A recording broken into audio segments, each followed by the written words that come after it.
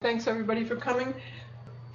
I'm just going to play this on procedural systems. If you can't hear it, let me know. And it's about, I think about 12 or 15 minutes, and then we'll take questions on it. It seems to me with appropriate education, behavior that's irrelevant to a situation will rarely occur. Because in the early training of children in schools, they learn what it means to have relevant information. And irrelevant information, what if people come from another world and attack us? Well, there's no other people on other worlds that are preparing to attack us that we know of. It's suppositions that are irrelevant. Now, I would say that children in the future will think in terms of the events that they're familiar with. And they will deal with problems we are familiar with, not things that are supposed to occur. So you have less speculative types of behavior and more referential behavior, behavior that corresponds with the nature of things. Of course, you got a lot of remnants of old world behavior, but that's the purpose of the new schools. That's the purpose of a resource-based economy, to plow through all the old values and irrelevancies and outgrow the need for inefficiency of that kind. Otherwise, a new social system is not new unless it changes things. But if people say, well, I like your ideas, but I like the old world, then you'll have old world problems. There is no way to surpass problems unless you invent new ways and different approaches. If you all want to cling to the same old values, you're going to have the same old problems. People say they're interested in a better life for all people. Without a description of what they mean by a better life, you don't know what they're talking about. Are they talking about a house like Aunt Minnie has, or driving a Mercedes? This has nothing to do with a better life. This has to do with personal advantage. A better life can provide personal advantage. A better life can provide personal advantage for everyone, rather than just a selected few. A reservoir takes care of millions of people. A water tank above your home takes care of you. Filters in a reservoir can maintain the cleanliness of waters. But hoping that things work out is part of the old world. Unfortunately, efficient systems used by the Army. They train people to be excellent at handling anti-aircraft guns, aircraft, procedural systems and landing under adverse conditions. And there is nothing else but the best knowledge we've accumulated. And that's what we instruct people in. Unfortunately, it's used by military systems. In the future, more appropriate behavior will be out there for people to learn how to use it, how to access information if they don't know how to use it, where to get information, rather than your brother-in-law telling you things, unless he's qualified. I would say that people will have much greater access to useful information, which can be immediately converted and proven, whereas other systems are not. Politics in no way deals with anything real, just the opinions of different people. A lot of people say, well, is this a kind of a dictatorship? Well, when you get licensed to drive a car, your license is based on your ability to perform. That's a dictatorship. When you fly an airplane, you can't land any place. You have to contact the tower and tell them what your flight is and when you're coming in. In other words, it's all procedural. In the Navy, when you operate aircraft carriers, the landing systems are all procedural. Otherwise, you'd have chaos. So you have traffic lights that are controlled to handle variations in traffic. All procedural systems. In fact, you'll see a lot of signs on parking lots. No left turn. Or no right turn when you leave the parking lot. Those are procedural systems to minimize accidents. If you have a better system, put the better system forward. Let's hear about it. But in the meantime, operation of ocean liners are all according to procedural systems. Docking, unloading, all that are procedural systems. If the procedure hasn't worked out, then they have a study group that studies different procedures and how effective they are. So, is the future a dictatorship? In procedural systems, yes. When you go to work for any corporation today, the minute you punch that time clock, you're under the dictates of that corporation. They don't ask you what you'd like to do today, how would you like to spend the day. They give you an assignment. You're to check this out or check that out, or you're to drill so many holes or build this unit. Until you leave the plant, you're free of that dictatorship. Everybody fears the dictatorship. The procedures used by an ophthalmologist on examining your eyes is a procedural system based on the complaints that you have. If you tell them you have shooting pains in the eyes, or you see floaters in front of the eyes, or you see cylindrical forms, whatever you tell them determines the procedure. If you have certain types of pain in the chest, or certain types of headaches in the frontal lobe, or the visual hemispheres, or the temporal lobe, that gives the doctor the procedural system. Remember, all professions use procedural systems. But don't compare that with the dictatorship, the private dictates of a man like Hitler, or some king that has some pet peeve. That is not what I'm talking about. Procedural systems are how to escape a burning building. Procedural systems is don't use elevators if there's smoke in the building or fire in the building. That's procedures worked out. So it's not a dictatorship in the sense that somebody is manipulating you for their own advantage. That I would consider offensive, not a procedural system. If your landing gear doesn't come down on an airplane, there's a way to put that plane down that lessens the probability of a lot of casualties. But that's based upon tests. Procedural system. Do you understand the difference between a procedural system and dictatorship? Dictatorship is pet values put out by an individual with no basis. So I see the future as having more and safer procedural systems for the benefit of saving lives of people. Lifeguards have a procedural system.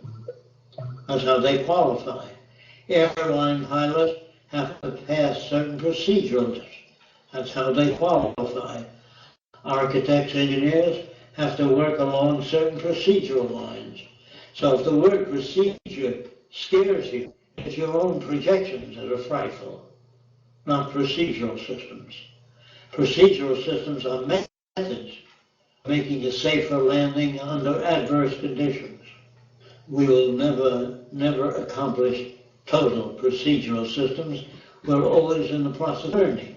Learning means to find out which procedure works the best. And we say this is the best we know up to now. That doesn't mean it's the best procedural system. With new inventions and new sensory devices, we'll be able to get closer approximations of safer conduct for people. It looks, of course, to normal people, it looks like some kind of dictatorship.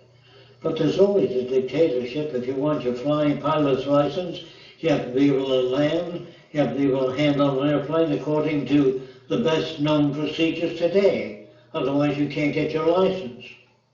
The same for driving an automobile.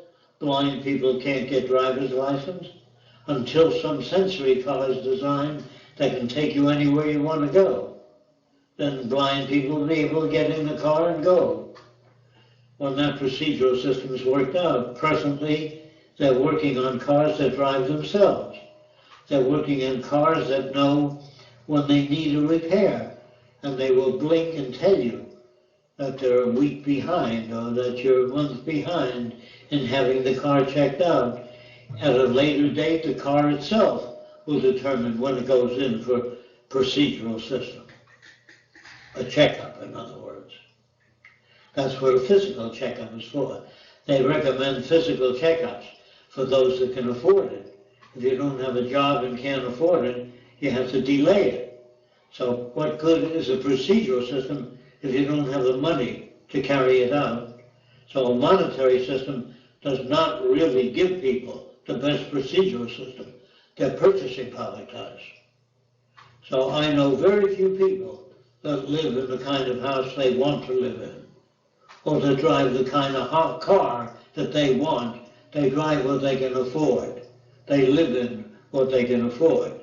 They see the doctors they can afford, never the best. They can't select conditions depending on your purchasing power. So you're limited by the dictates of your purchasing power. Every system is a dictatorship. Some are false in that they serve vested interests rather than all the individuals. I would say that the process of capitalism serves the interests of those in control. The majority of people are not served by the capitalist system, or the communist system, or the socialist system, because there's no procedural system worked out that I have observed that offers people the best, because they don't even know what the best is. They don't even have a social design.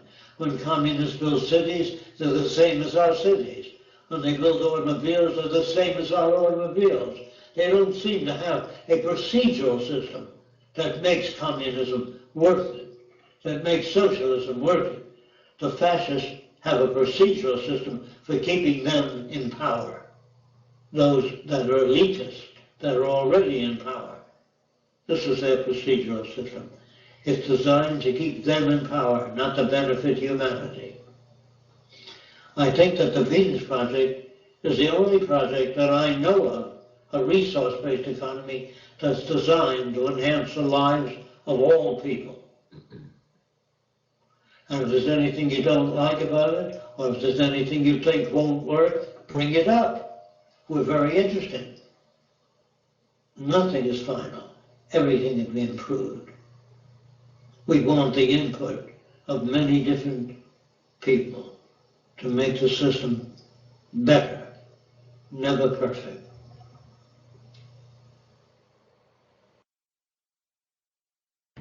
Okay, that's it for now on procedural systems, and Jack's here to take any questions if you'd like. Okay, Roxanne, do you want to start with the ones in the bottom of the chat as usual? The first question here, are the cities of the Venus Project based on Fibonacci? I'm not sure what that is. Sequences in architecture, the symbiotic relations are measured. Yes, measured. Yeah, but it says the symbiotic relations, I just made it, are measured with it. Are you familiar with that? No. Okay. Roxanne is asking if the TVP cities are based on the Fibonacci sequence, which is a mathematical sequence. Jock, you are aware of biomimicry. That's probably more accurate. Are you talking about where technology mimics organic systems? Yeah, I don't think we're going to go with the Fibonacci sequence, but you know, essentially, I suppose it's touching on biomimicry. Now, I think he's talking more about the relationship of the rings of the city. Are they, in line with the Fibonacci sequence, which is basically where the numbers keep doubling themselves? So, the two numbers that are previously added together become the third number. So, for example, 0 and 1 is 1, which becomes the next number. 1 and 1 equals 2, so 2 becomes the next number. 1 plus 2 equals 3, so that becomes 5 becomes the next number. 3 plus 5 equals 8, that becomes the next number. I think he's asking if the relationship of the way the city is actually designed is done as per the Fibonacci code, so you get things like the golden ratio and stuff like that. No, they're not based on that mathematical principle.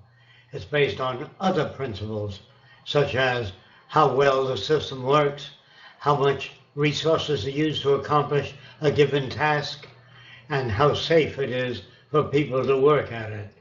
They're very closely related statistical data to the outcome of any project. I'm not sure in the old language what another person means when they use a similar terminology, unless they break it down to details. Are you against creating teams to build small living examples of the Venus Project? What I have in mind is just a few homes in each county or state with environmental requirements. It doesn't work that way. It won't work that way. You need a change in the thinking and the values of the people that are involved in the project. Talking about the thing that we have here in the Venus Project, members could be surveyed, evaluated at first, rely on donations to build. Okay. Yeah, we don't think it will work with just like small communities that are for a more efficient type of living. The next stage for us would be either a larger research center where more people could work and work together, or the first city, or a theme park with the research center included. But if people want to get together, and so it's easier to live for themselves that way, collaboratively with several families and more efficient houses, and they want to talk about this direction and learn about this direction, I think that's fine. What's the question? A recent article reveals that when parents are controlling, their children are more likely to become delinquents. I can't deal with that because it's not specific enough. When a society is controlling... I understand your language. I'm just finishing the question. When a society is controlling, the same thing happen. The Venus Project is not proposing a controlling society. I don't know what the question is, but do you think that if parents are more controlling, they have more delinquent people? I can't answer that. I don't kids. know what they're doing. There's nothing specific. The language is too sloppy.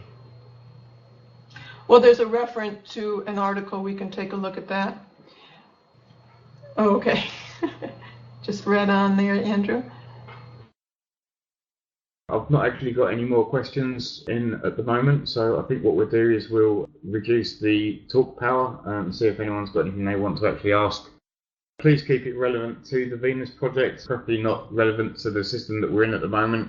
We're trying to get rid of this current system, so please try and keep your questions relevant to the Venus Project and the subjects associated with it. Thanks. Do you want to talk about the new movie? What is it going to be about? If you're talking about the upcoming documentary, this isn't, quote, the movie that we want to do, that we're asking for donations for the scriptwriter. That's two separate projects. I'm glad you brought it up, because a lot of people think that this trailer that we just put out is for the movie we've been trying to get funding for. It's not at all. We just finished a documentary about the Venus Project, and it's for primarily people who don't know about it. It's an introduction about the Venus Project, and we're putting it online for free. We really don't have something like that out there, so people can duplicate it and hand it out within the activist movement or any place else. So we wanted a piece out there from the Venus Project, and that's what it is. It's about 52 minutes. It's all done, but we are having somebody do an original score for it, and they're working on that now. You want to talk about what kind of information is brought out there? What kind of information in the documentary? Is that what you're referring to? Yeah, and is it like Jacques lecturing about different topics, or because in the trailer you see a lot of news reports and stuff like that? What is like the nature of the documentary?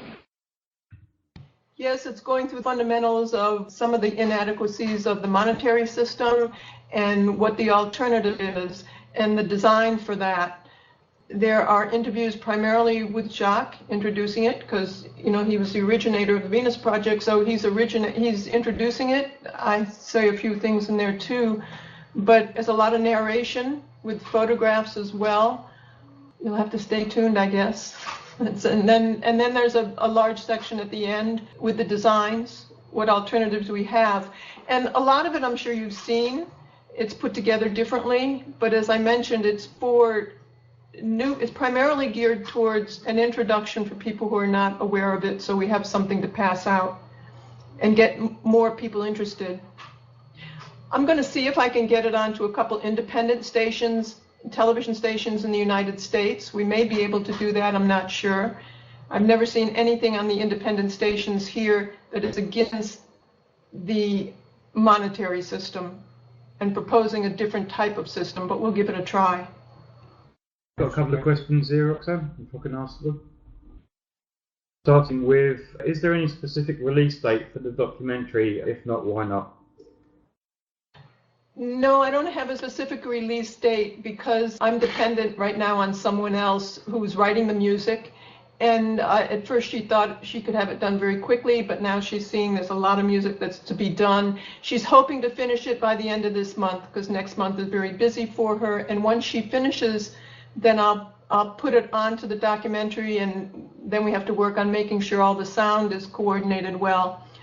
I can't give a very specific date. I might be able to as it goes along, but we are saying in March. It's as close as we can get. Hopefully near the beginning of March, more so than the end.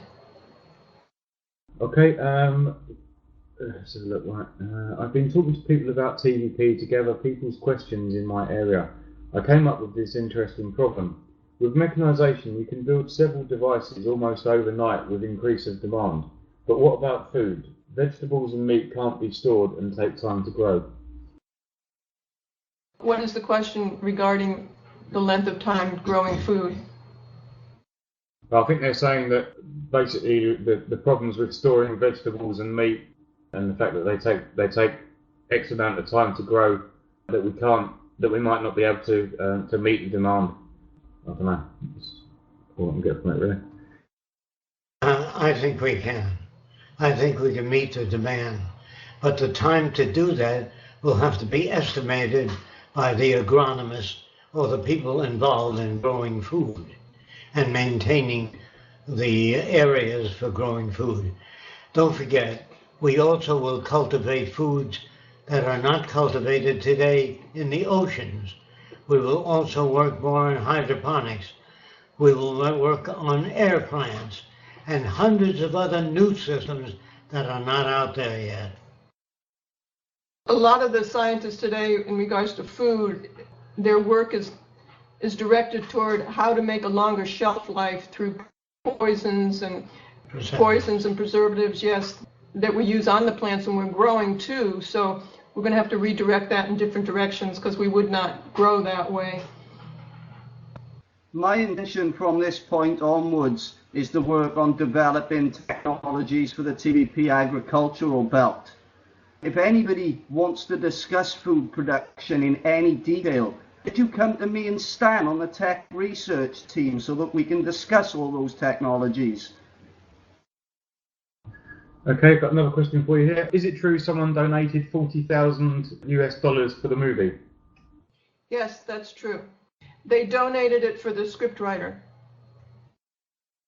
So could we get some more details about the collective aspects of TVP? Let me just see if I can get them to expand upon that a little bit. Okay, scrap that one for the minute. Could you describe how you would manage or avoid pollution in the Venus Project cities? What type of pollution? We recycle waste, we neutralize materials that are harmful to the environment or filter them out by electrostatic filters or chemical filters. In other words, there are many different ways of doing things. I have to address a specific question in order to give you a specific answer. Something else to take into account with Jacques' designs for cities is they all use clean renewable energies. All of the materials are recycled where possible. The industrial areas are actually outside of the cities, so not around sort of housing areas, which are within the cities. The water and waste recycling areas are outside of the city. A lot of that stuff's sort of not within the city limits where people would actually be living, so a lot easier to deal with the pollution when it's not part of the actual integral part of the city. Whereas in somewhere like London, pollution's actually very much part of the city. Things like the transportation would all be clean, running on clean renewable energies, so you wouldn't have the fossil fuel pollution, etc., that you have in current cities. It's a very different design than what we've got now. In the cities, we have a built-in transportation system that doesn't use fossil fuels, so we don't have those problems to deal with. A lot of problems that you are bringing up are within the monetary system. We don't have those problems in the first place. In combination with new communication devices, it will be possible to share skills and experiences. How far will this go? The more we see everyone the same, the less individualism there will be. It would be awesome to get a description of how far this will go from Jacques' point of view. I don't know what you mean by individualism, but most people would be conditioned to invent and make contributions to society. Now, by individual, do you mean will people make individual contributions? Yes.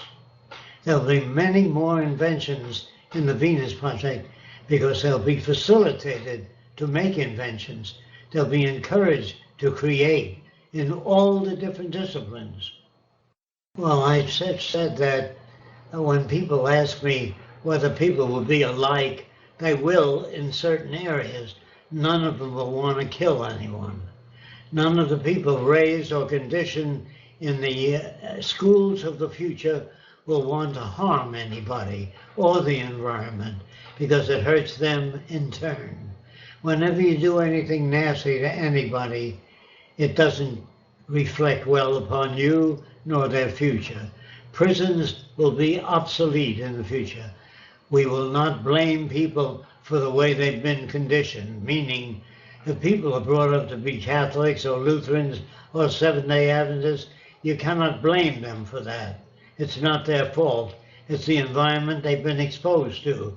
We will expose people to a new environment and test the validity of our proposals before we build such an environment or university or school. We will test the methods first to see if they work. If they work, we will use it.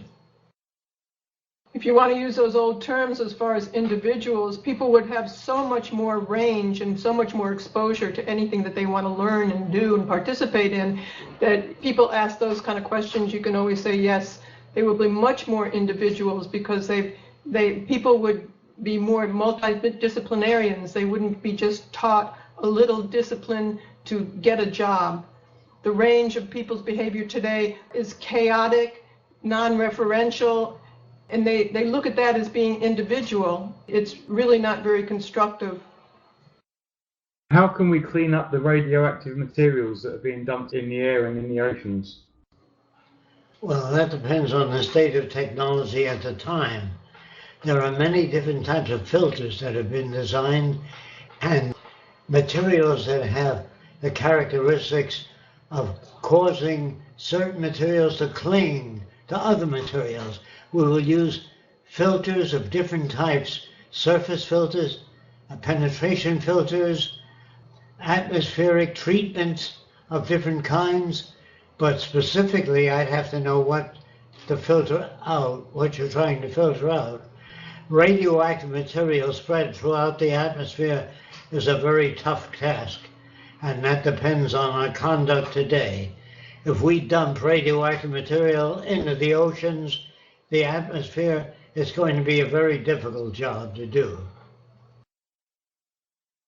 Okay, question for Jacques. Would you consider having seminars on technology, either weekly, bi-weekly, or at other times, discussing how specific things work and the pros and cons of various methods and technologies? Absolutely. It's continuous. All schools, all new inventions will be on public television informing the public as to the changes that come. So people will be well prepared to accept change. I'm inclined not to do that due to the commercial value of what I talk about. People can go off in the commercial world and profit on those systems.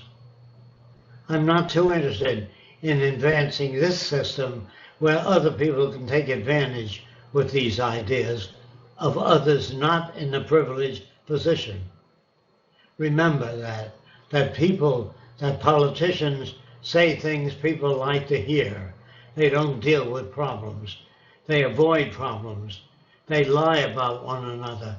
I don't want to hand that out as a system because I'm more interested in changing the value system of people than some immediate procedural system.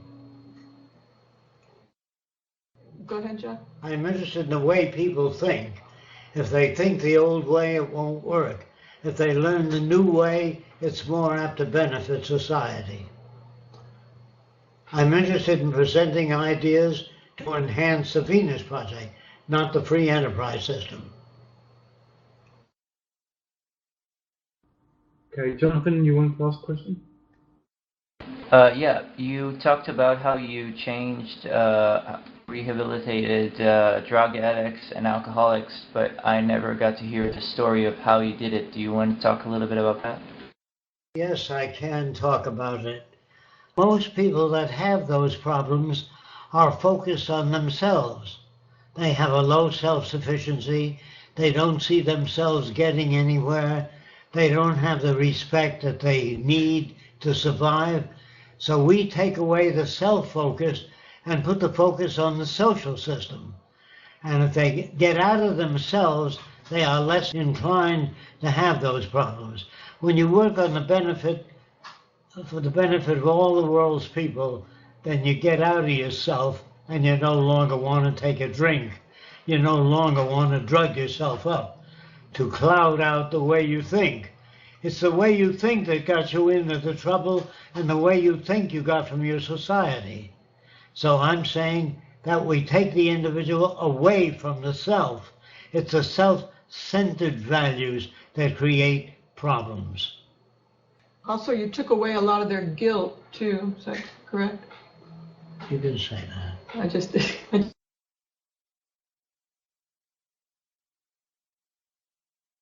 I ask you a question? Sure. Or what do you think about intuition? What do you think about intuition? I don't even think about it. You want to expand on that? Intuitive feeling is based upon your experience and your interpretation of an experience, but it is not always verifiable. Everybody has intuitive feelings about different things. Sometimes a person has a dream, and several weeks later, some event parallels that dream. But you have to keep a statistical record to find out if you really have intuition or whether you're projecting the future based on your own experience. Everything can be tested and evaluated. So this argument that intuition comes out of nowhere and you can know the answer instantly and like without having previous experience, for me this is bullshit. Yeah, I think the same is safe to say with Jacques. The idea that you can know without not having any experience in whatever it is that you're knowing. Yeah, absolutely. Can I quickly say something about that? Sure. There are actually millions of nerve cells within the lining of the stomach. That's actually all connected to the limbic system in the brain. There's actually a biofeedback mechanism when you eat food. You're getting pleasure or uncomfortable sensations eating different food. Got another one for you, Jacques? This one's more on sort of city design again. Do you think the actual design of the cities will destroy a lot of the culture in our current designs globally? For example, in Indian countries, you have that they have a certain sort of design for their buildings. The buildings in the UK look very different from the buildings in, say, Sweden, for example. Do you not feel that by having cities all over the world that look almost exactly the same, i.e. the designs of the Venus Project, that we'll lose some of that culture? A lot of the cultures of different nations are strictly bullshit. They have no meaning. When you find another nation interesting, you may find it interesting. But if you learn something from the other nation, then it's useful. But there's a lot of traditions that give us nothing, that set us back. We have to learn how to detect the difference between values that work and values that are superimposed. And is that true within design as well? Different designs in different cultures, would you say? Yeah, different designs where the Chinese and Japanese have a kind of a curlicue on the roof tip, which doesn't mean a thing. In other words, there are many things in architecture that do nothing for the architecture. They don't make the building stronger, it just looks different. And making it look different is not really creativity. The creativity we look for is making a building safer, better, easier to operate, longer lasting, and non-threatening to humans. Efficient use of resources as well. Jacques, how would you deal with talking about sex to your children? Would you get a book on human anatomy and show them and explain how it works? What would be your method? No, you explain it with drawings, if you can make them. If you can't make the drawing, then use books and explain reproduction just as it occurs, just as you learn it. That you have to level the children. When they ask where the babies come from, then answer that question. Don't say the stork brings the baby. You're lying to them. Yes, you try to ask questions in terms of the level of the inquiry. A child will not ask for specific details of that kind, but when they do, answer them honestly. There seems to be a lot of people find talking to racists and bigots as, a very, very big task. A lot of that would take a long time, and you seem to have done it in short periods of time. So to speak. A month and a half for talking with the Ku Klux Klan and so on. Do you find religious people to be different? It seems like it's going to take even longer for them, and if so, why do you think it is? No, I don't find any difference between religious people and the Klan. What you have to do if you're talking to religious people, let me just give you one example. Religious people say they believe in God and they believe in the teachings of Christ or Muhammad or Allah, the philosophies, the different philosophies.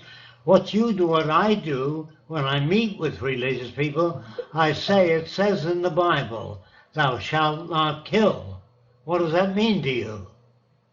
And it says don't judge other people or you will be judged. That means you have no business judging other people. You don't know what the conditions are that shape their values. Therefore, you should not do jury duty is what it means. You should not judge your neighbor. You can say, my neighbor reacts differently than I do to the same situation. But judging them as good or bad is a personal value system, which has to be corrected. When you're dealing with religious people, you point out, use the Bible. Use the Bible saying you're not supposed to judge people. You're not supposed to beat up your enemy. You're supposed to love your enemy, consider your enemy. You're supposed to, when a man strikes you, turn the other cheek. I've never met a person that practiced their religion that way. So it's just a verbal hobby with most people. It's not an actual method. Do unto others as you would have others do unto you. That means the Venus Project. Well, that's not exactly what I meant. Like, if you're talking to a racist person and you get it from that point to the point where he doesn't see black people as inferior, that's a very big change. But getting a religious person from a point where he believes in God to a point where he doesn't believe in God, I'd say that's going to take longer, right? It depends on the individual. If he's honest, if you meet an honest person that's a racist, that really wants to know whether the races have different characteristics, you then point out to that individual. If you were raised by a Filipino family, you'd act like a Filipino. If you were raised by a French family, you'd act like a Frenchman. You have to convince them of that. Show them pictures of it. Show them that a Frenchman never speaks Greek when he's born. He doesn't even speak French. He has to learn the language. Every word that you utter, you've learned from your environment. If you can't reach them in that way, then you need a lot of practice. In other words, you can always change people if you can remember what changed you. In other words, people believe there are inferior races and they don't feel that it was environment. Say, if you took your baby and gave it to a member of what you consider an inferior race that cannot educate your child will behave like the members of people with insufficient information. Jonathan was talking about, do you feel that it's harder to convince religious people? No, it's not harder to convince religious people. It's no different than convincing the Klan or any other group that believes in superior beings. Is it harder to take away their religion? No, it's not hard. You have to use the Bible to take away their religion. By quotations from the Bible. Say, do you believe thou shalt not kill? Why did you put your son in the army? Why did you allow it? Why do you hate certain people? That's against all religious teachings. Look at the Ten Commandments. People talk about it, but they don't follow it. Get them to back up what they talk about. I have a question, if I can jump in. Is that okay? Sure. I was wondering if Jock and Roxanne, how much they've maybe researched open source and considered pursuing projects that the Venus Project does under an open source methodology, and if they have concerns, or if they've looked into it, or are they still looking into it, or if they've stopped looking into it. I'd like to know why. We went over this. Sven might have, I don't know if you're on, Sven, might have the record on this. We dealt with it a while ago in some of the questions and answers. Besides, there's no such thing as open source. People are already victims of culture and tend to think in terms of their culture. When they listen to new ideas, they do not listen to them objectively. What does open source mean to you, Jacques? Yeah, if I may ask. That sounded like you thought it was something different. Maybe Jock doesn't know what open source means? May I just jump on this, please? No, I'd rather you didn't. I'd like to hear what Jock has to say. If he doesn't know about this, I think it might be because of the people surrounding him. Jock, open source is a license, and what it basically does, it's copyleft. It's the opposite of copyright. It means that you can use it how you choose. The license might say you can't use it commercially, but you can't keep it. You can't patent it. You've got a license out on the thing, and you basically would be providing something for the public. You'd have to research what Linux is, or something along those lines. It allows people to pick up the blueprints for something, make modifications, and republish them. That's to the point. Let me just get to this, please. Jack knows very well what open source is, and you were just naming some things that are actually controversial to the ideas of the Venus Project. If someone takes the blueprints of the Venus Project and changes them, they are no longer relevant to the Venus Project because they become obfuscated. No, let me just finish, please. Let me interrupt you for a second. You know, you've got wiring inside the buildings to get the electricity flowing. You know, somebody might have one version, and they could be tested and simulated and so on and so forth. And without having to go through all the rigmarole, red tape and whatnot, somebody else might be able to pick up the designs and make an alternate version. You're getting into the philosophies behind the Venus Project. I'm talking about refining the blueprints and getting thousands of engineers involved. You know how many thousands of people are working on Linux distributions right now, an open source project? You've got a few hundred, and I don't even know if they're working. And that will be quite scientific, you know, to share your ideas, your blueprints. They cannot share it unless they understand what that open source information is about. And most people cannot accept that as the writer intended. They interpret it. It's all information that's put out there is subject to interpretation unless they have similar methods of evaluation. So a person cannot even listen to a new idea if they've been conditioned against that. Okay, well, I Technology that's not understood is just as bad as information that's unreal. Well, I'm going to go from your lectures and say, you didn't answer my question. I'll try again. When a person has information presented to them, it is not presented as it was intended to. People interpret information today. They do not read things and say, I see, I was wrong. Something to take into account here, sorry for jumping in here. The Venus Project is a system. It's a whole thing. It's not, you can't just take Jacques' design for a toilet, for example, with a grey water system, and just give that out to people and go, right, that's it, that's the Venus Project. That's not the Venus Project. The Venus Project is the total system. So it's the designs of the cities. It's the social design. It's the design of, you know, how we go about implementing the automation within the cities to improve the lives of people. It's the methods of how we go about developing the resource-based economy as Jacques laid it out in the last 75 years he's been working on it.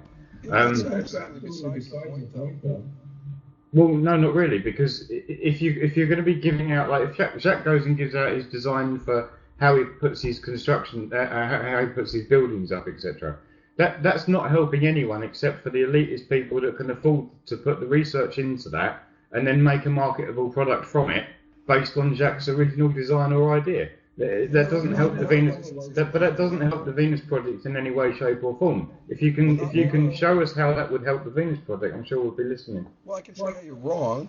Not all the licenses would even allow for that. They wouldn't allow for the resale of that. First of all, and I got a like a little analogy here for you. Let's say, Andrew, you end up having to go, you know, make money and survive, and Roxanne has to do the same thing, and I don't want this to happen, but it's inevitable. Jacques passes away, and somebody else is in charge of the Venus Project, and we think they're a nice person. But the Venus Project has property, and it's all of Jacques' intellectual property, and you want volunteers to be working on and refining this intellectual property that can be sold. You guys can sell Jacques' designs. You might be a non-profit company, but you can sell his designs. Jacques would not do that. Roxanne probably wouldn't do that, and Andrew probably wouldn't do that, and many of the others wouldn't. That doesn't mean that won't happen. You put it under an open source license, and you're protecting all the future people who are working towards RBE from having this be subverted. And I think you're twisting it around as to your fears, not you personally, but your fears twisting this around to say that, well, people won't use it responsibly. I don't really think you've looked into it that well. And maybe for whatever reasons that aren't worth getting into, but I really think you should give this a second look. I can't imagine you guys getting the kind of support you need, and without going open source. But hey, best of luck to you guys. And Jacques, thank you for all you've taught me. I do appreciate it. What I would say to that is maybe if you can get together with Roxanne, if you drop her an email. I've done so many times. Okay. I've emailed you, Roxanne, so many times. They don't get back. I don't know if somebody else jumps in and gets into the emails, or maybe she don't like what I have to say. I've talked to so many of the administrators. They never seem to get the word through, or maybe they do, and they don't want to hear it. I mean, you talk about Linux as open source and protected under open source, but if you look at Apple, they basically took Linux, adapted it how they saw fit, slapped a license on it. You're incorrect. It's Unix. No, Unix. That was Unix. Linux baby. is a derivative of Unix. Apple took Unix. You've got your story backwards. Yeah, I mean, all I can say is, try and speak to Jack and Roxanne about it. See if you can put your point across. See where you go. See where it goes. Well, that's what I was trying to do here. Anyways, thank you again, Jock. I appreciate the lectures and stuff. I did learn a lot from you. But I think May I say something here, please? Yep, sure. We're going to close it up after this one. Okay. Just briefly, the question of things being protected under open source and so on and so forth, this is with today's law standards, today's legal standards. We well know that the people in power can change the laws at a whim. So what might be safe under open source today, in a year's time, might not be. But that's exactly the same as intellectual property today. You could say that for Jock's ideas right now as they stand under their current protections. They can be taken away just the same way. I mean, that means nothing. Well, it does if we're talking about designs that, as Andrew has explained, are integral to the design of the society. It's not just a question of the buildings themselves. The way the cities are designed. Now you're just distracting a direct response to what you said. Affect the way that society will grow. No, you put a dig on open source saying that, we don't know if the laws in the future would actually protect open source. We don't know if the laws in the future would protect regular intellectual property rights, patent law, and copyright. No, of course. Right. But at the moment, that's fine. But at the moment, Jacques has not released any of his designs to anywhere on the planet. At the moment, they exist simply at the Venus Project, and they'll stay that way until Jacques is ready to be able to implement those designs into a resource-based economy, whether that be the first city or whatever. And Jacques always said, cast not. I got to be honest here. I don't think he has any. I love Jock. I don't think he has any clue what open source is, and I think the people around him have failed to, give him a good definition of it. Well, we're gonna. Arguably, if we use the scientific method, we will reach at the same conclusions. The same designs, not maybe aesthetically. But look-alike, with the same efficiency at the levels he speaks about, it's all you can reach about it with the scientific method. I have a question, Jock. All right, let's make this last one then, because I need to get going. I was wondering if he actually has any portable power generation designs currently. If not, I have a few that I could send over to him. Do you have portable power generation design? That isn't the answer to the question. I want to answer the question. Go ahead. The theory of evolution was put forth by Darwin. It was open. Anybody can read the theory of evolution, but not everybody can understand it as Darwin meant it. That's the problem. First, they have to be given the method of evaluation, how to think about things they read about. They don't always understand open source information.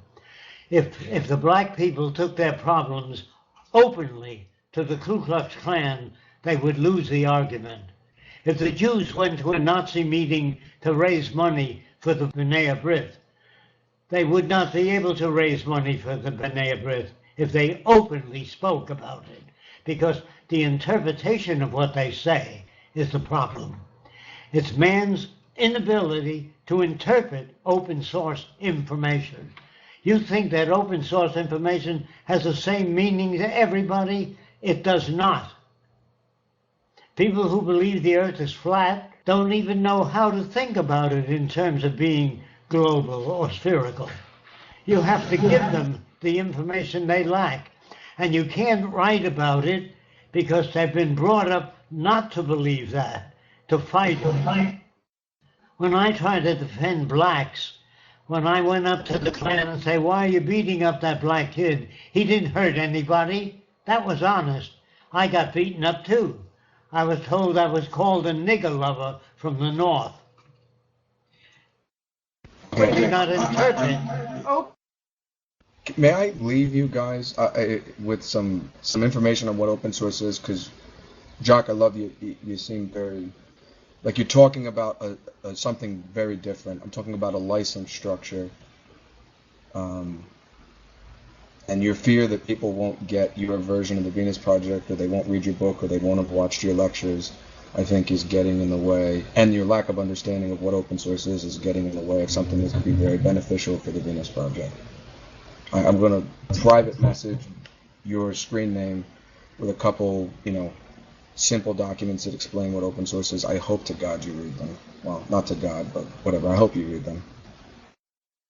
If you present evidence and information on open source, if you do that, remember the person looking at it has to know something about the subject in order to evaluate it. And the theory of evolution has not caused people who go to church to step out of the church saying there's no basis for this. When evolution was presented as an open source, it did not take to everything. I'm talking about something completely different, Jock. That's why we're having trouble communicating. I'm talking about a type of license. Yeah, but he talks about, how people will react to this license that you talk about, and when it gets out in the public, how will people react to the blueprints. Well, here's a little example for you. Darwin. Sorry, can I just say this? Darwin wouldn't. Yeah. Sorry, guys. Can I just? Sorry, let me just say this one thing, right? If you'd asked Darwin when he was alive, the thought of social Darwinism, i.e. capitalism, what we've got now, the survival of the fittest, where the people who can't afford to live a reasonable life don't live a reasonable life. If you'd asked Darwin if that was how he would have liked to have his ideas translated into a social system, he would have it'd be turning in his grave right now, I'm sure. That's not what he was on about when he was talking about the Yeah, so what but are we dude, saying? you have no. You can't control how other people interpret things. Right, you can if you protect the work that you're doing. You're not getting anything done. No, but you can if you protect the work that you're doing. If there's specific designs that Jacques feels that if he lets those designs out, that it's not going to be used in a beneficial way, then he has the right not to give those things out. And I defend that right, absolutely. Of course he has the right. I'm not saying that. But it doesn't sound like he understands it at all. It sounds like he's winging it and didn't do his homework or something, and came into class and tried to give a good bullshit answer to the teacher. It doesn't sound like he understands it. It sounds like you guys have failed to help him understand it, which is a shame. I'm going to leave him with some reading. I'm going to leave the Venus Project screen name with a couple documents to read, only a couple pages. Hopefully he reads it. Maybe we can have a different conversation after that. If he still feels the way he does, fine, no problem. Great, thanks. Okay, we're going to tie it up here, guys. Thanks everyone for coming again. Gone on a little bit longer than normal. We'll put the next week's presentation in, hopefully before Sunday. I know Jack and Roxanne were really busy this week, and unfortunately they couldn't really get prepared well enough for it this week. The aim is to try and get sort of 30 to 40 minute presentation each week to give you guys a little bit longer to actually develop your questions relevant to the subjects being discussed in the presentation. Obviously this week we only had a sort of 10-15 minute presentation due to lack of preparation, which we hope to get fixed next time. So thanks everyone for coming. Hope everyone got their answers to their questions. Sorry if some didn't. A lot of people asked me a lot of questions I didn't get a chance to answer. We didn't get a chance to go through them all. Hopefully we get through some of them next week. Thanks everyone. Thanks Jack and Roxanne, and we'll see you next week. okay, thanks.